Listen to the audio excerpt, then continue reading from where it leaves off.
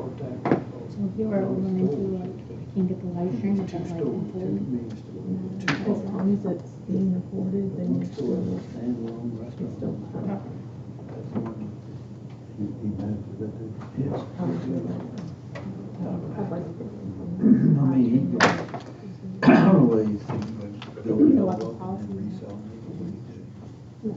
This, I mean, this is just kind of what we started. That's how you're doing, it's just kind of stuff. I mean, you've got, there's 4 family members, 2 fathers and 2 sons. Two fathers, they get 2 sons, so that's 10 and he young man. But mostly American people working, got a few from, Are we there? I'd wake up. What do you think? He's got one place. 7 o'clock on the dot. We're going to call the meeting to order. Everybody bow their head, please. Dear Heavenly Father, bless everyone in attendance tonight. Bless the commissioners and give them the strength and wisdom to make the best decisions for the county. Bless our first responders and may they always safely return home. In Jesus' name we pray. Amen. Amen. We'll get Mr. Moore to lead us in the Pledge of Allegiance. I pledge allegiance to the flag of the United States of America and to the republic for which it stands, one nation, under God, indivisible, with liberty and justice for all.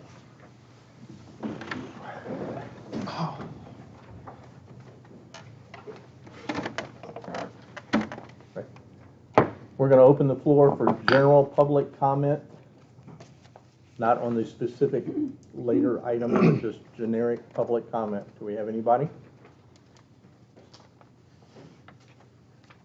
I think this reason is- Good one.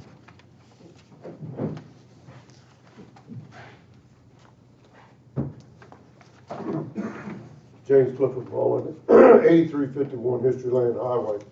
I spoke to y'all on subjects before concerning the solar farms and about my follow-up with what the county is doing at this time. Sorry, I speak loud enough to what I wanted to bring you up on was something that in the past couple of weeks I've learned that I feel like that for us to look around in the area, we should see a couple other things and what other counties are doing and how things are coming together so that we can make sure that we keep attuned to things for our county. And y'all may already know about these things, but I'm going to just tell you, over what people commonly call Kinsale Gardy's Mill Pond Road over there, they've got a solar farm over there. And up here in Montrose, there's a solar farm there. These two have always been visible to me and seen.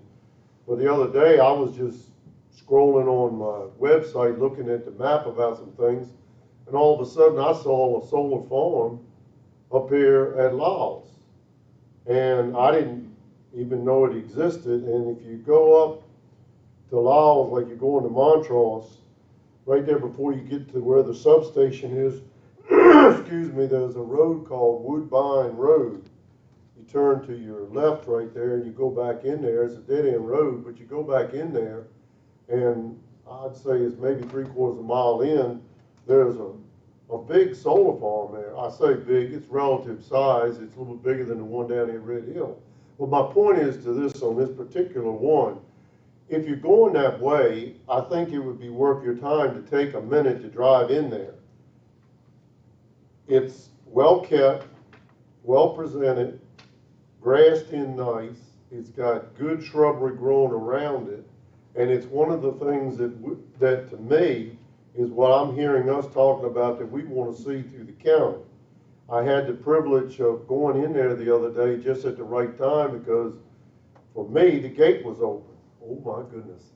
So I drove in, and in doing this, I met the gentleman that was in charge of taking care of this site, and he informed me that he takes care of that site, the one in Montrose, the one at Gardy's, and one up at Louisa, I think it was. He's a young guy that, you know, oversees these sites, and he told me some things about it. These are smaller sites, but these are ones that of the ones right around here, this one is very much like the one that the county approved at Red Hill, where it's tied directly into the Northern Neck Electric lines right there where that substation is on Route 3, and they feed directly to them for their current. But I just wanted to bring this up because I thought it's an educational thing if we have a chance, or you have a chance, or are interested in seeing what we've approved, the county, through y'all's due diligence on looking into these things, and how our neighboring county, Westmoreland, has done some things. They've had, I know the one up at Montrose has got some issues, but this up here at Woodbine at Lyles, I think would be worth your time. Thank you. And also, your other two subjects tonight, I'm glad you said what you said. I'm really not educated enough to say too much about either one of them at this time, but Well, you're not at this time anyway. I know, so I'll wait and see what else comes up, and then we'll Okay. talk about it later. I don't have anybody else. Generic public comment? It's closed. You should have a set of revised minutes in front of you. Does anybody have any other comments to the minutes other than the revision? If not, do I have a motion that they be approved? So moved. Do I have a second? Second. All those in favor say aye.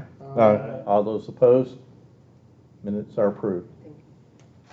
All right, you gonna do your thing, or you want to do the public comment first?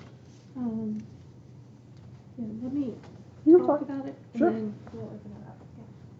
I'm gonna try to make this a little quicker work from over here because I feel like I'm trying to peer over the computer and I'm talking to the back of Mark's head. So I don't want to do that tonight. So we're gonna try to make this work. So thank you guys for being here tonight. We are here for 2 public hearings.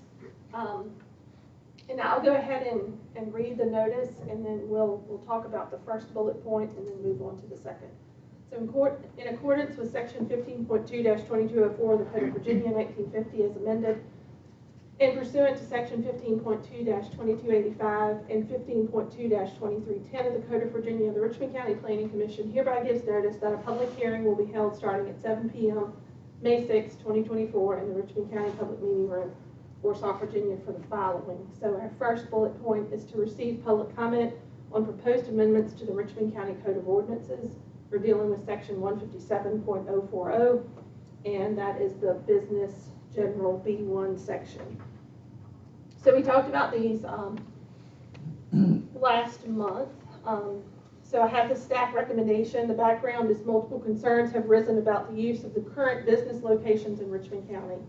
The B1 portion of our Richmond County Code of Ordinances, which is section 157.040, was reviewed by the Planning Commission, and recommended language has been prepared to address such concerns of adhering to local, state, and federal codes. So staff does recommend adopting the changes. The proposed amendment will give the Planning and Zoning Department more leverage on enforcing remediation actions that are necessary. And also the proposed amendment still allows for use of current B1 zoned properties to increase business activity in the county. So you'll see in your packet that you received that I did duplicate the B1 portion that we discussed last month. And you'll see in yellow the regulations that are being suggested as an addition to that ordinance. It is the owner's responsibility to ensure that each business use meets all applicable local, state, and federal codes and regulations. So that was the language we discussed last month.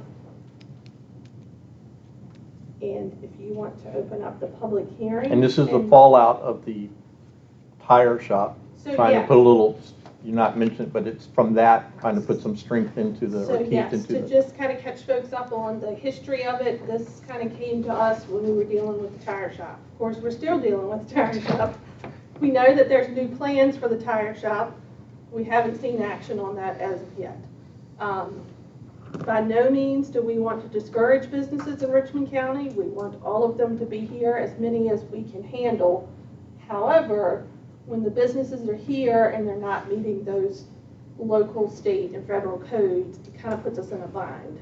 It really puts us in a bind when it's the state and federal codes, but they're meeting our local codes, because then we have the constant phone calls of, what are you going to do with this? Well, when your hands are tied behind your back and there's really nothing you can do with it, it just really puts us in a difficult spot. So I'm hoping that this language, we can at least kind of lead the owners to and say, you know, we're controlling the local codes that are in our zoning ordinance, because that's our law. However, the state and federal codes are also mentioned.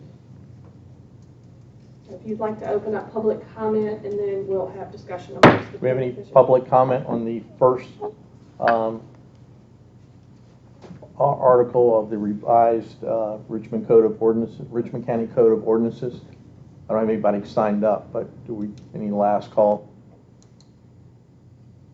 Okay, there being none, we'll close that. And before you all have conversation on the matter, I will just reiterate that, of course, the recommendations from you all come as just that, a recommendation to the Board of Supervisors, and then the board will also review this and make sure that they're happy with the changes and adopt them from there. So, any discussion amongst the Planning Commission members? Is the wording what you thought it would be? Any additions recommended?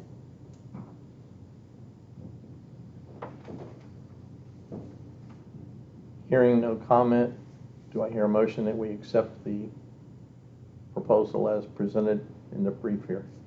So moved. Do I hear a second? Second. All those in favor say aye. Aye.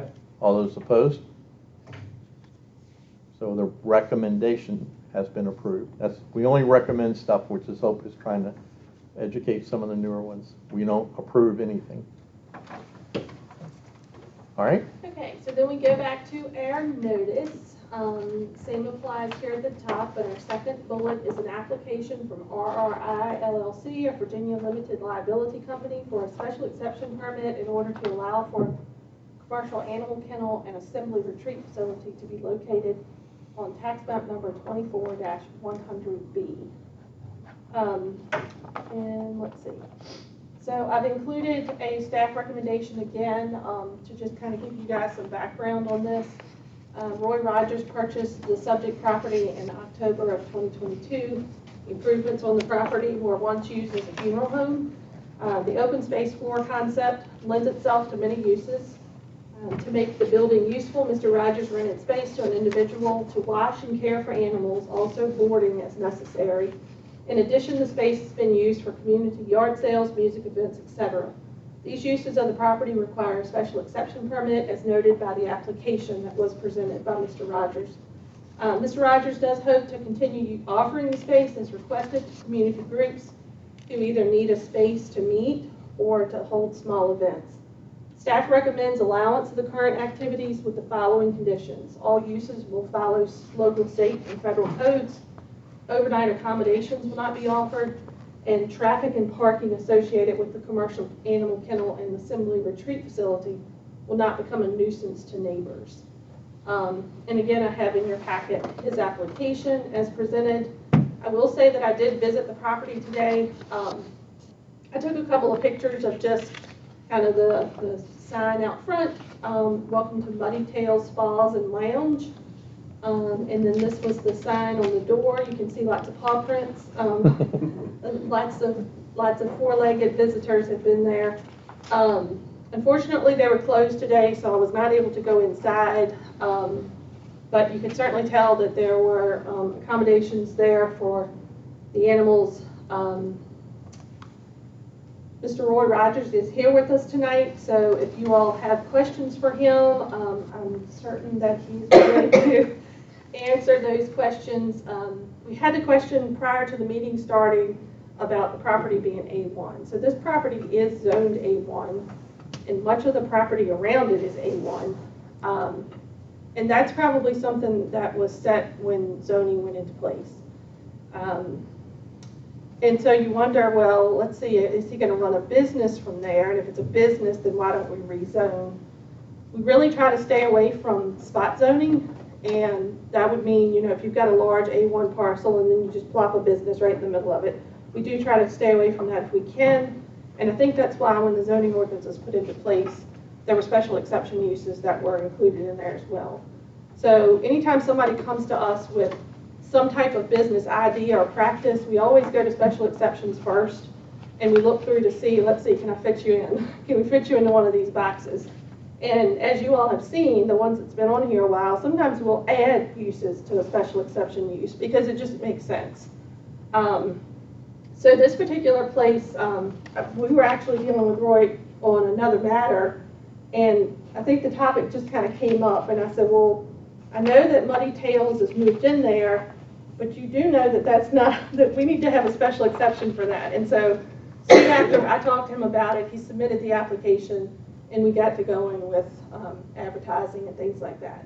So I'm thinking right now, I know that the space will lend itself to many different uses, but right now the commercial animal kennel and the assembly retreat facility seems to be the uses that are out there. Was the funeral home allowed in that resident, or was it predated? It was predated. I feel certain it was predated. And, you know, we certainly see a lot of the older businesses that were in place prior to zoning. You know, they're basically a non-conforming use. And as far as parking goes, there's adequate parking there for probably, gosh, 20, 25 cars or so. There's not really residential uses that are close to this property. So I don't think that traffic would become a nuisance to the neighbors. As far as the overnight accommodations go, are there even overnight facilities there? Not for humans, no. Okay. Yes, For she four-legged. does, and she does house dogs overnight, but people aren't sleeping there or living there, if that's what you're alluding to. Right. No, and when they have dog boarding, she does have either herself or one of her employees stays overnight there, but not sleeping. It's kind of just to keep watch on everything. They don't leave the animals unattended.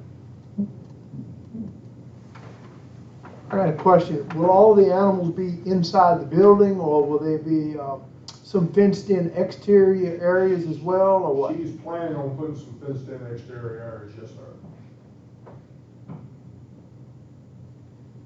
She had a business, her business was in her home right behind the Shell station, and she's trying to expand, and that's how all this started.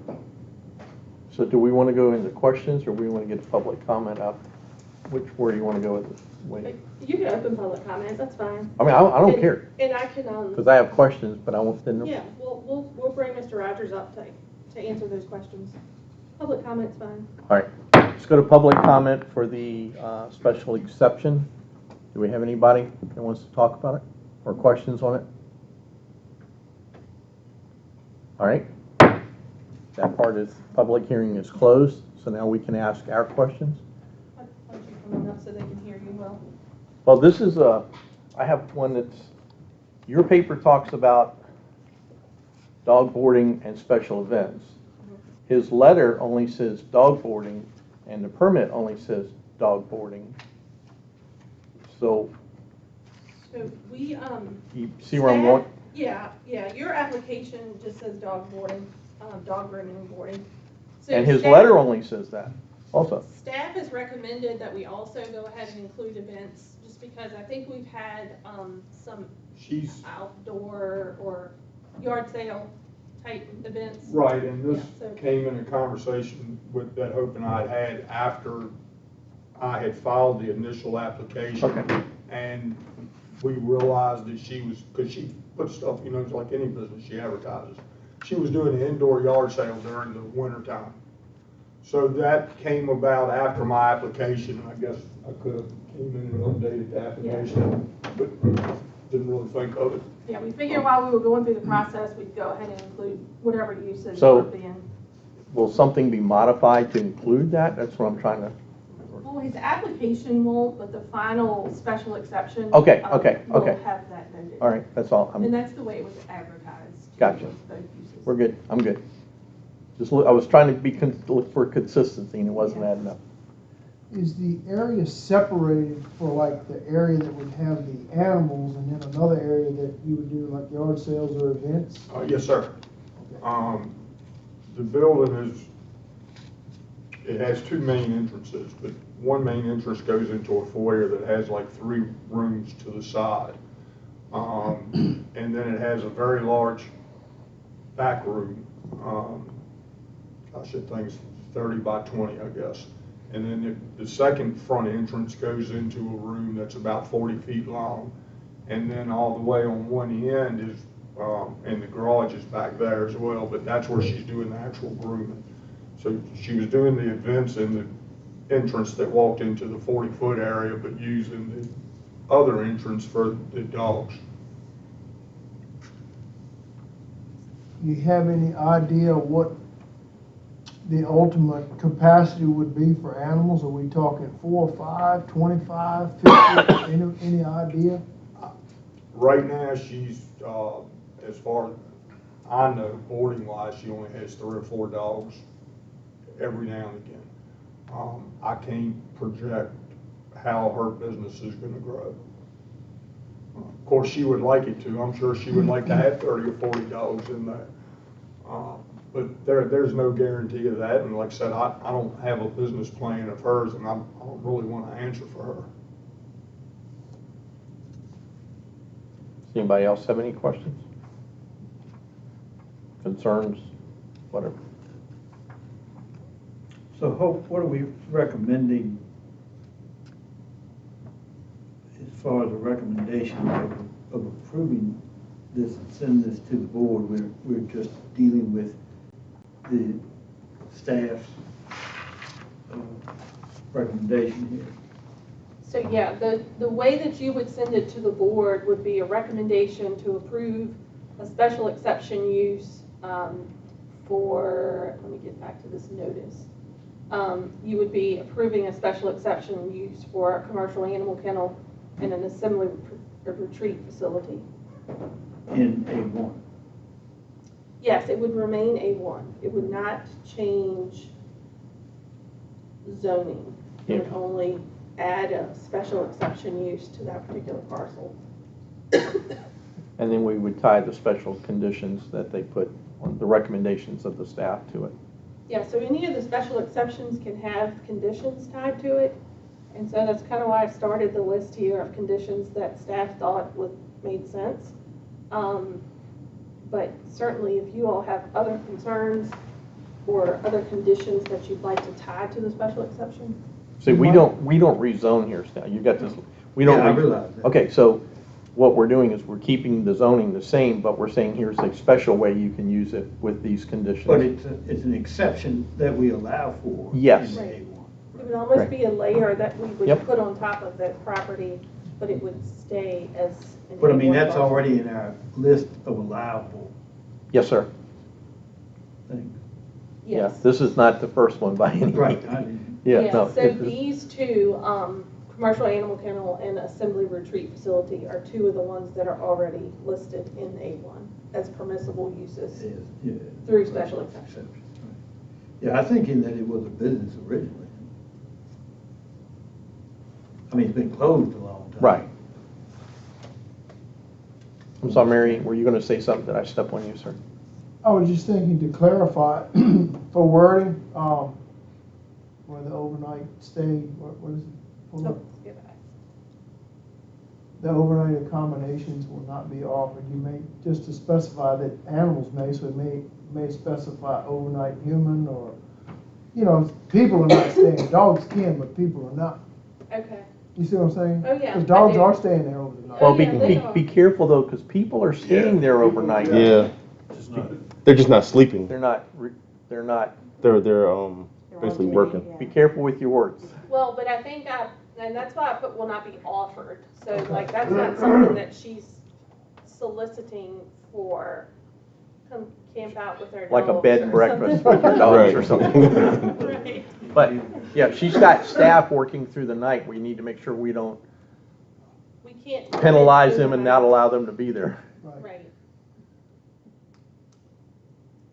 maybe if we said overnight accommodations will not be offered for sale, or will not be, I don't know how you all want to reword that, to just make sure we deal with It's just four-legged something to think about. and Yeah, I mean, something because that is, animals can stay and people can stay, it's just The word not, accommodations mean a lot to them, by putting that word in there. I mean, so it wouldn't mean that you will have bed for people to stay there, so. right, Well, what if we just say overnight accommodations will not be offered to the public? Because the staff can stay there That's good. right, and do that what they might want. be, That's good. that's good That's wording. good. You like that? Yeah. The engineer came up with some English. okay. I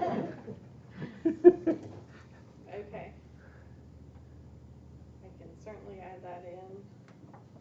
I see where you're trying to go, Marion, and I think you see what we're trying not to do also. Balancing act. Right. Everybody good with that? Mhm. Sweet. Any other comments, concerns, fears? The only concern I would have is if her business is successful in the future and there's lots of dogs, pet waste might be an issue to think about due to smells or whatever, flies. If it's just a few dogs, it's not a big deal, but if it's a pile of animals, it could be something that would have to be addressed. But if there's no neighbors close by, I don't guess it's a big deal. Right. And I'm assuming you reached out to the 3 ones that were listed on here So on we the did, we permit? sent notices to all of the As adjoining always, properties. right. Yeah. And when you talk about pet waste, then comes along with that, you know, the barking, the noise. Right, from, barking and pet waste were my, um, and as long as there's no neighbors that I would consider real close, it probably isn't an issue. But Yeah. if somebody was right next door to them, that could be. Yeah, and there's no one directly next door to them. How close is the closest resident? How close is the closest home, do you think? It'd be the house behind it, and that's gotta be 1,000 feet, 1,200 feet, easy. And then to the right, as you're facing it from the road, to the right is power line. And to the left is a patch of woods, and probably there's I think a 3-acre or 2-acre parcel, and then, the driveway for the house behind it. No. The house across the street. Okay. Sounds like a good buffer to me. Mm-hmm. Last call. Do I hear a motion that we approve the special exemption with the conditions, with the modified conditions of the staff? I make a motion to that effect. Do I hear a second? Second. All those in favor say aye. Aye. All those opposed?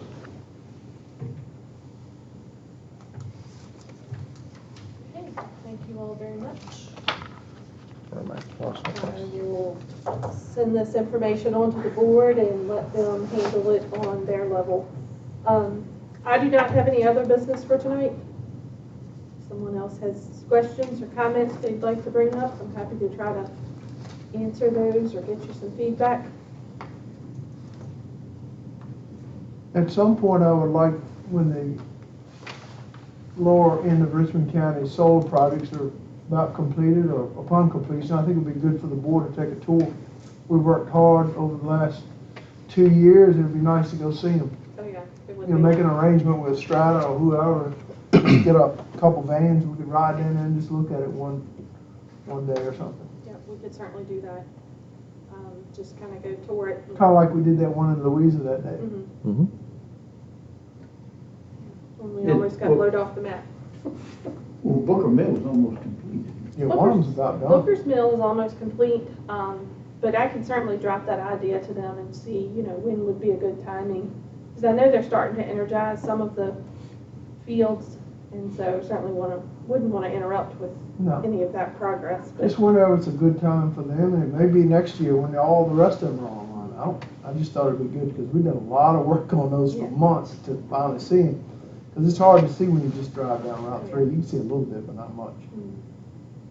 yeah, it's pretty neat to, I had, go in there and see. just to the give things. y'all, some food for thought, I was talking to a friend of mine in Long Island, New York, who's on the Farm Bureau board there, and, you know, the Farm Bureaus are all wound up about solar taking valuable farmland away. And it's a big concern. However, his take was totally different, and I never thought of it this way. The pressure for development on agricultural lands is much greater than solar. And once it is developed, it will never be returned to agriculture when there's homes on it. But at the end of a useful life of a solar farm, It could be. there is an option, unless they renew a contract and put new panels or decide to continue on. All that stuff can come up and it can go back to being farmed at some point. So it is removed, yes, for 25, 30 years or maybe more. But it does have the capacity to go back into agriculture, which a lot of people haven't really thought about that. That's a great point. I It- mean, it's, once there's homes and department stores and things That- like that's that. it. there's That's just it, no It's going yeah. back. It'll never go back. That's right. But it does have the capacity to go back when it is in solar, although it'll be a while. At least it does have that opportunity. And I'd never really given it any thought about that, to be honest. Because it is kind of alarming to see all these farms just going. Whereas Booker's Mill, some of those are more woodland that they've done. But anyway, just something I wanted to mention.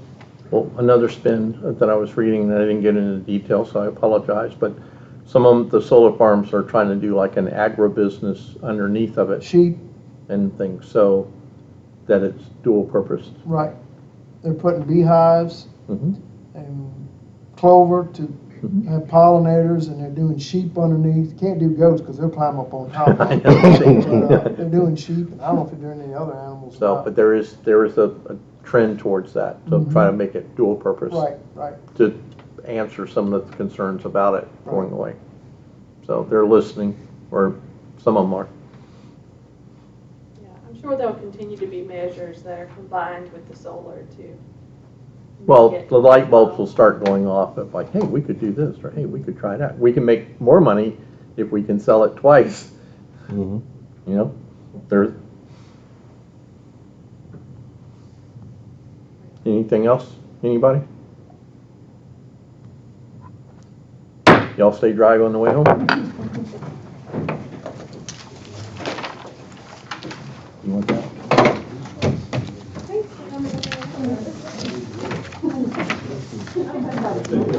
You did good, right? Aaron James, nice tour. I'm messing with you. You'll do fine. You'll do fine. Machinery Oh, yeah? on the. Which one? They go way back in on the road. Oh, yeah. That's the one all the way in? Okay. No, this, well, Like, it's behind. 96. if you've lived that long? Behind mowing. My mom made it to 90. Oh, wow, so you got a record. Yeah, I was busy today. I almost didn't come. Yeah. I'm like, well, I'm gonna sit at home.